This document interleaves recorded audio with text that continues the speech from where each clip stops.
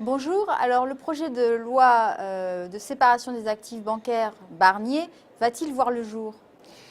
Écoutez, on peut craindre à ce stade que le projet Barnier de janvier 2014 ne voit pas le jour dans sa version initiale.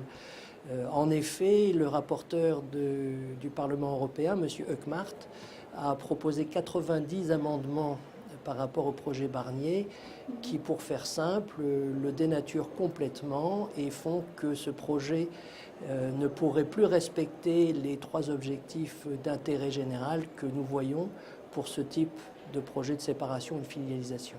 Alors pourquoi est-ce que ce projet est nécessaire et quels sont ses intérêts? Quel est cet intérêt général? Alors l'intérêt général, c'est d'essayer de remplir trois objectifs. Le premier objectif d'une loi de séparation ou de filialisation, c'est s'assurer que l'on réduit le risque systémique. Pour réduire le risque systémique, il faut qu'il y ait une séparation structurelle qui intervient, si vous voulez, au niveau macroéconomique, en complément, pas en substitution, d'autres règles déjà existantes, comme par exemple les exigences en fonds propres ou les plans de résolution bancaire. Mais le problème des exigences en fonds propres ou les plans de résolution bancaire, c'est qu'ils sont faits à un niveau entité individuelle, ce qui passe à côté partiellement du problème macroéconomique du risque systémique. Donc premier objectif, réduire le risque systémique. Deuxième objectif, c'est éviter la contagion. De quelle contagion parle-t-on ici? C'est les retombées éventuellement négatives sur les activités cœur des banques, collecte des dépôts, moyens de paiement, des activités de marché qui peuvent être très volatiles, que ce soit le trading pour compte propre ou la tenue de marché pour compte de la clientèle.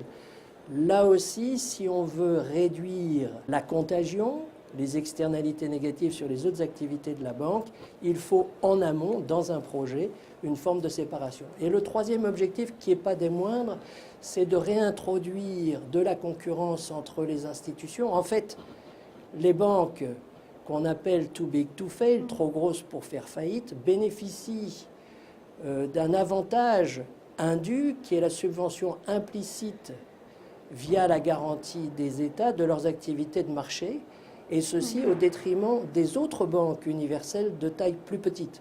Donc le troisième objectif d'intérêt général dans une loi ou dans un projet type Barnier de séparation, c'est de réintroduire cette concurrence en n'ayant plus cet avantage indu. La loi française de séparation bancaire ne suffit pas à assurer ces trois objectifs.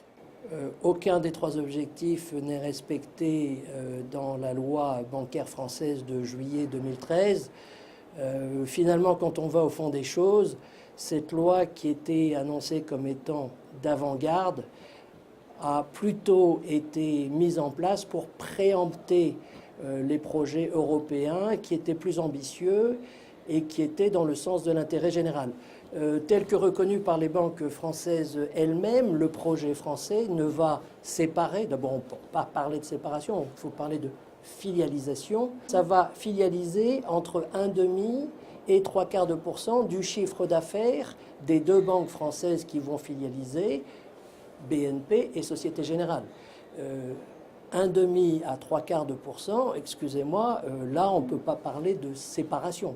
Parler de loi de séparation telle qu'elle a été présentée, c'est de la sémantique, c'est de la posture politique, et en tout cas, ça ne va pas remplir l'objectif d'intérêt général. Merci.